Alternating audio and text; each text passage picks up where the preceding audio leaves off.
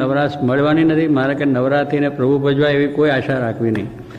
સમજ્યા ત્યાંથી સવાર, અત્યારથી જ આપણે નાનપણથી સમજ્યા ત્યાંથી તમે ભગવાન ભજવા જ માંડો અને ભજવા એક આપણે એમાં ઉત્કંઠા હોઈએ કે મોટા થઈશું, બધું નિરાતે કરશું. નિરાતે મળવાનું નથી, સમય મળવાનો નથી, કશું નહીં. એ તો આગળ ધંધા, પાછળ ધંધા, ધંધામાં ધ્યાન લગાવશો, સાહેબ કા બંધા. તમે ધંધો કરો, બધું કરો, પણ એમાં ધ્યાન લગાવી દેવાનું કલાક ભગવાન માટે જ. સ્પેશિયલ બેસી જ જવાનું. ગમે તેવું હોય તો ભગવાન આગળ 5 કલાક, અડધો કલાક માળા છે, પૂજા છે. એમાં દરરોજ કહેવાનું શું હોય? માળા પૂજા કરવાનું. માળા પૂજા ખબર નથી, પૂજા છે. એ કંઈ આપણે આવે સત્સંગમાં બધું જાણે પણ ખબર નથી. હવે એવું ખબર નથી, મને પૂજા માળા ફેરવ્યાની ખબર નથી, મંદિર જોયુંની ખબર નથી. એ કેવું કહેવાય? એટલે એ હજુ સમજ્યા જ નથી, માર્ગ લીધો જ નથી આપણે.